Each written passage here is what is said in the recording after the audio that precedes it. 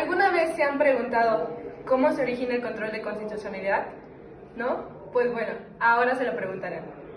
Para esto nos remontaremos unos añitos atrás. Para ser exactos, nos iremos hasta 1803. Acompáñenme. Sean bienvenidos a 1803, año donde surgió uno de los casos más controversiales para lo que hoy conocemos como control de constitucionalidad. Antes de empezar, me gustaría hablar acerca de los cimientos en los que se basa el gobierno de los Estados Unidos americanos y algunos países. Como la mayoría de los documentos políticos importantes, la Constitución política está sujeta a la interpretación. Esa es una de sus fortalezas. Es firme, pero lo suficientemente flexible para satisfacer las necesidades de una nación cambiante y en crecimiento naturalmente. Pero aquí es cuando surgen dos preguntas. ¿Quién puede decir lo que la Constitución significa? ¿Y quién puede decir, por ejemplo, si una ley aprobada por el Congreso es constitucional o no? ¿El Congreso, el presidente o los juzgadores?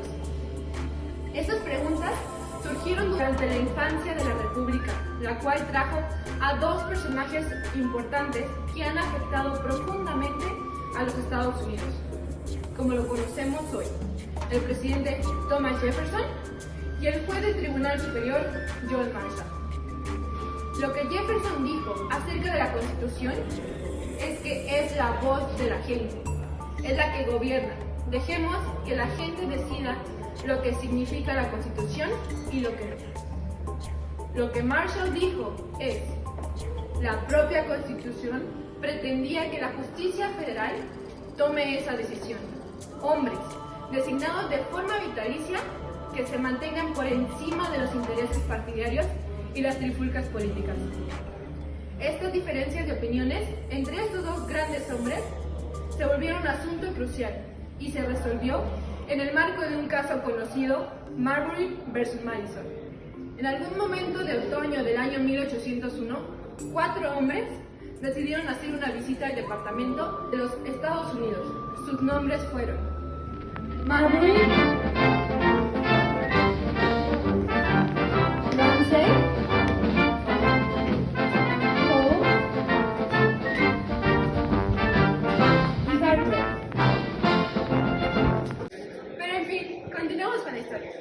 El presidente Adams, durante los últimos días de su administración, los había nombrado como jueces de paz para el Distrito de Columbia y el Senado los había confirmado. El presidente Adams había firmado sus asignaciones y el entonces secretario de Estado, John Marshall, había otorgado a las asignaciones el sello de la presidencia. En el revuelto de las actividades durante la salida de Adams del sistema político, estas designaciones desaparecieron. Los republicanos de Jefferson estaban en el poder ahora. Thomas Jefferson era presidente y James Madison secretario de Estado. Por lo tanto, se perdieron las asignaciones. Parece que ya llegaron a la presidencia. Vamos a ver de qué hablan.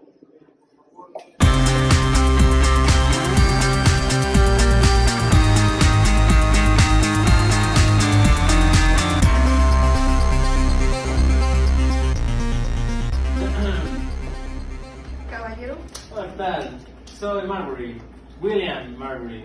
Venimos a ver al secretario de Estado. ¿Para qué? ¿Cómo que para qué? Venimos a ver unos nombramientos que nos dejó el antiguo señor presidente. El señor Madison ha dejado instrucciones muy específicas de que se ha informado de los asuntos de sus visitas antes de informarme a él. ¿Sí? Ok, pues bien, hemos venido a investigar respecto a la ubicación de 4 designaciones para estos caballeros y para mí como jueces de paz del Distrito de Columbia. ¿Su ubicación? Sabemos que fueron firmadas por el presidente y luego selladas, pero no nos fueron entregadas.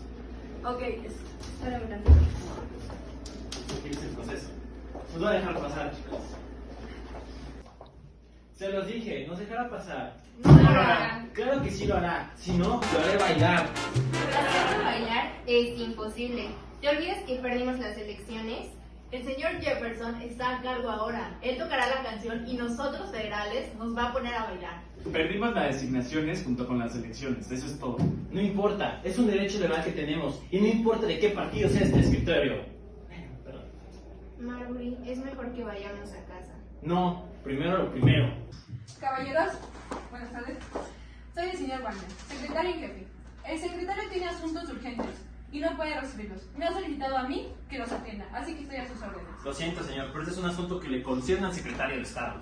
Pues no podemos molestarlo, así que si fuera tan amable de decirme a mí mis asuntos. No. ¿Seguro? Bueno, le voy a decir. Estos caballeros y yo fuimos nombrados por el expresidente Adams como jueces de paz en el Distrito de Columbia. Disculpa, expresidente. Sí, pero eso no tiene nada que ver. Esas designaciones fueron selladas y aprobadas por el Senado y por el presidente. Pues yo no sé nada, y tampoco creo que alguien de aquí sepa, y mucho menos el señor Madison. ¿Está usted consciente que no asumió hasta mayo? Lo sé, sin embargo, sé que las designaciones se encontraban en el Departamento del Estado. Este estado ahora le pertenece al señor Madison, y yo creo que él se tiene que hacer cargo. Pues yo dudo que él acepte esa responsabilidad. Pues mire, aquí entre nos, solo para que no haya malentendido, solo le digo que retener un documento oficial de Estados Unidos, como son las designaciones, es un delito. ¿No estará considerando llevar a juicio al secretario, o sí? Ah, sí, lo haré si es necesario. Dígame, ¿usted cree que está por encima de la ley? No. Ahora, señor Wagner, ¿va a informarle sobre nuestras designaciones al secretario de Estado o no? Pues ya le dije que yo no sé nada. Nada de nada. Lo veré en juicio. Vamos, chicos. Marbury y sus amiguitos iniciarían una demanda en la Corte Suprema. Lo que demandaban específicamente era que el secretario de Estado, James Madison, fuera obligado por una orden de dicha Corte a entregarle las designaciones que creían que les correspondían. Ellos sabían que el poder para emitir tal orden le había sido dado a la Suprema Corte por el acto judicial de 1789. La Corte consistía en 6 hombres. Juez Supremo John Marshall, Juez Samuel Chase, Juez William Patterson, Juez Alfred Moore, Juez Pusha Washington, Juez William Cushing. Todos designados por George Washington o John Adams. Asumamos que el hombre tiene un caso, pero pregunta, ¿hay algún estatuto que esa corte le otorgue para poder escucharlo? Lo hay. Sesión 13 del acto judicial de 1789. La sección 13, señor juez superior, nos autoriza a emitir órdenes de la Corte bajo los principios del imperio de la ley de Estados Unidos. ¿Y podemos obligar al secretario de Estado a entregar estos nombramientos? Si en su caso lo requiere. Me siento obligado a indicarles que este caso, si decidiéramos darle lugar y si tuviéramos razones para fallar a favor de Marbury, en este caso nos enviaría en curso de colisión con el presidente Jefferson, ahora que él y los republicanos están en el poder. Bien, solo era cuestión de tiempo para que surgiera un problema como este en esta corte, el último vestigio de la oposición federal. Pues bien, ahora tenemos una oportunidad para golpearlos. Solo para ser acusados con fines políticos, no Mr. Chase. Estaríamos dándole munición al señor Jefferson. Es irrelevante, ya sea que se la demos o no, es suficiente para su ego político, como para cargar cañones hasta el fin de los días. No podemos darle más munición. Mr. Marshall. Sí, bueno, de seguro esta corte no puede interferir como el poder ejecutivo o con sus miembros del gabinete. Si el señor Marbury tiene derecho a su nombramiento y le fue erróneamente detenido, parece que esta corte tiene ciertas responsabilidades. Responsabilidades que estoy dispuesto a aceptar.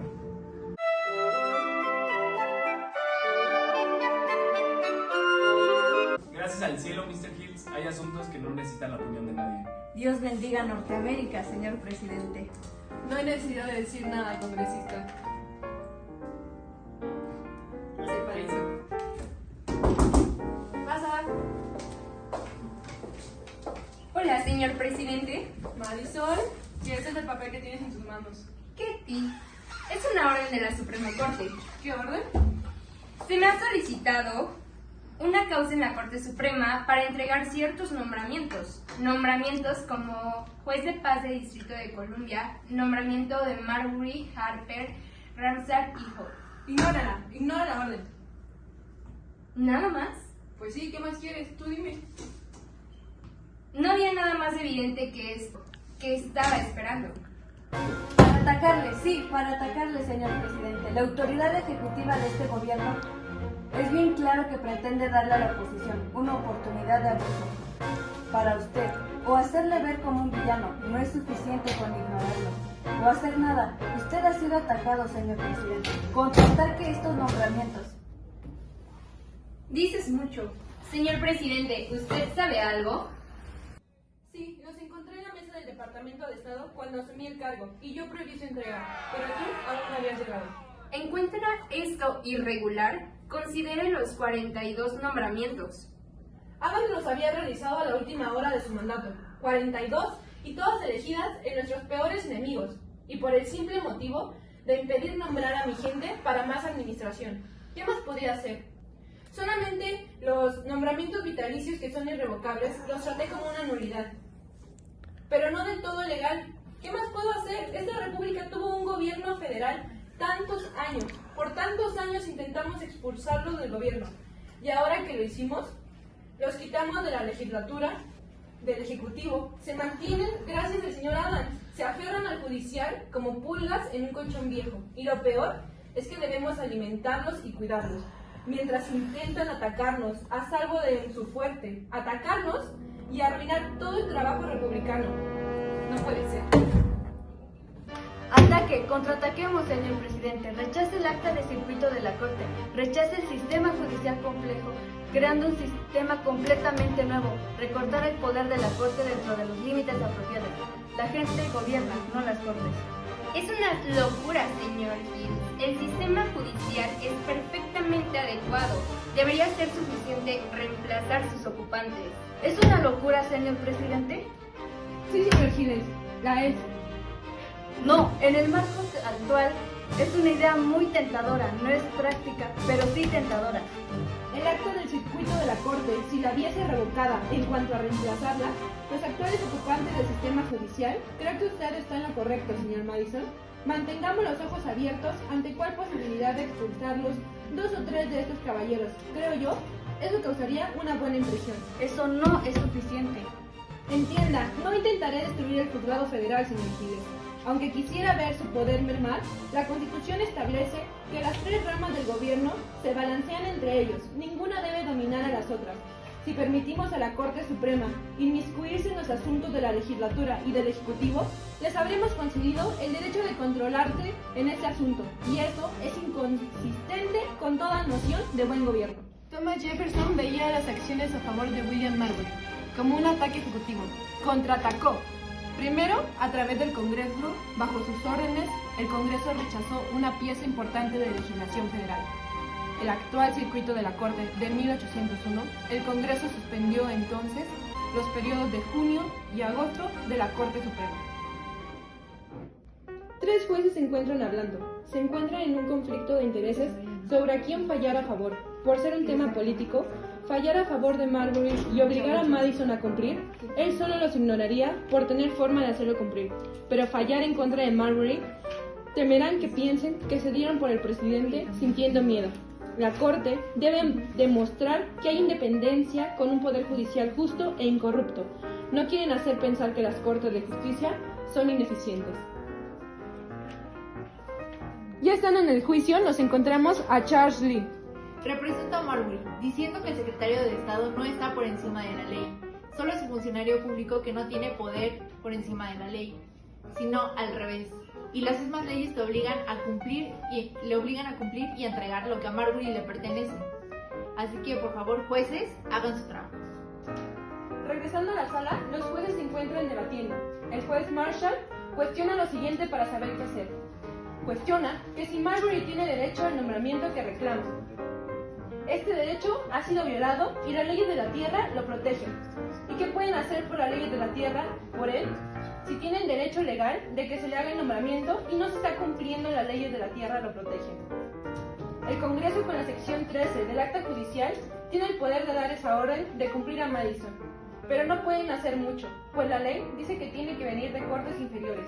Y este caso se originó en esa misma corte que es superior, por lo que lo declaran inconstitucional. Esa sección 13 le da jurisdicción, pero la Constitución dice que no la tiene. La sección 13 presume darnos jurisdicción donde la Constitución dice claramente que no la tenemos. No estoy de acuerdo, señor presidente. La sección 13 simplemente dice que podemos emitir una orden de cita judicial en los casos amparados por los principios y uso de las leyes. No especifica la naturaleza de los casos. No dice en los casos en los que la apelación puede llegar al tribunal o no puede llegar al tribunal. La sección 13 simplemente dice que los casos garantizados por los principios de esta ley. A ver, señor Patterson, ¿se puede interpretar que la sección 13 nos otorga jurisdicción en un caso como esto que se origina en este tribunal? Sí, por supuesto. Eso podemos interpretar. Entonces, está en conflicto con la Constitución. Pero no podemos interpretarlo de esa manera. Pero mire, podemos, y le insto a que lo hagamos, le solicito, que consideremos que la sección 13 es inconstitucional, véala por donde la vea, y que así lo declaremos. Caballeros, les pido su consentimiento. Claro, porque no tenemos jurisdicción y no podemos ir más allá de la Constitución. Es bastante claro, señor Peterson. Es perfectamente extraordinario una declaración de independencia, pues al declarar inconstitucional la sección 13 de dicha ley aprobada por el Congreso y promulgada por la ley con el presidente, este tribunal habrá reclamado su derecho a decir al legislativo y al ejecutivo qué significa la Constitución y qué significa. Habremos afirmado enfáticamente que es competencia del Departamento Judicial decir qué ley es la que me desconcierta. Ahora, señor Marshall, cuando decidimos escuchar este caso sobre la base de esta sección 13 y cuando usted vio por primera vez, ¿decidió entonces que era inconstitucional o se le ocurrió que podríamos usar esta en este preciso caso? A veces nuestras mejores oportunidades vienen envueltas en nuestros peores problemas. Señor Washington, siempre he creído que la única manera de salvaguardar la Constitución era ponerla en manos del Poder Judicial. No en manos del Legislativo, no del Ejecutivo. Después de todo, la Constitución es superior a la ley y no se puede cambiar por medios ordinarios o está al nivel de los actos legislativos ordinarios. Claro, se puede cambiar siempre que el Legislativo o el Ejecutivo deseen cambiar. Este sería el caso. Sí, digamos, la legislatura estuviera en condiciones de cambiar la Constitución siempre que sea intentado. Si la Constitución escrita no sería nada más que ciertamente todos aquellos que han redactado constituciones escritas, las consideran como la ley fundamental y suprema de la nación y en consecuencia la teoría de cada gobierno de este tipo debe ser que un acto de la legislatura repugnante a la Constitución es nulo. La decisión de John Marshall en Marbury versus Madison fue la siguiente. Dijo que la Constitución no faculta a la Corte Suprema para emitir una orden directa al señor Madison para presentar la comisión para cual el señor Marbury tiene derecho legal. En otras palabras, dijo que no tenemos jurisdicción en este caso. Pero luego fue un paso más allá y dijo que la sección 13 de la Ley Judicial de 1789 pretende otorgar al tribunal un poder que la Constitución de hecho no otorga. Por lo tanto, la sección 13 es inconstitucional. Lo que en la superficie parecía una disputa entre partidos fue utilizada por Marshall para resolver un gran problema político. Se respondió a la pregunta de quién puede decir qué significa la Constitución. La Corte Suprema dijo que John Marshall y el presidente Jefferson no estuvo de acuerdo con esto. Veamos por qué. No estoy de acuerdo. Por supuesto que no estoy de acuerdo. ¿Cómo? ¿Por qué la Corte Suprema solo tiene el derecho de decirnos qué significa la Constitución? La Constitución que tanto aparecía el señor Marshall quiere que los tres poderes de gobierno sean iguales. Señor Madison, es competencia del Poder Judicial para decirnos qué es la ley. Le pregunto, ¿sobre qué se basa? No hay mucho en nuestra Constitución para justificar la afirmación del señor Marshall. Deje que cada rama del gobierno decida dentro del marco de los deberes que se le asigna a la Constitución. Para sí, y solo para sí, sabremos lo que significa la Constitución y lo que no significa. Ahora, que es apropiado que esté en conformidad con el principio de igualdad entre los tres poderes. Si tuviera que haber un poder para interpretar la Constitución, para los otros digo que sea el presidente del Congreso. Jefferson ganó su batalla contra Marbury y sus compañeros nunca recibieron sus comisiones. El presidente del tribunal, John Marshall, sin embargo, ganó la guerra para establecer la Corte Suprema como el árbitro final del significado de la Constitución, que declaró para él la primera vez que una ley del Congreso promulgada por el presidente era inconstitucional. El derecho de los tribunales a aprobar la constitucionalidad de las leyes es el principio de revisión judicial. No era nuevo, ya se había ejercido antes a nivel estatal en Marbury versus Madison, John Marshall, extendido para abarcar la ley federal al hacerlo. Estableció el derecho de la Corte Suprema de los Estados Unidos a decir lo que significa la Constitución y lo que no.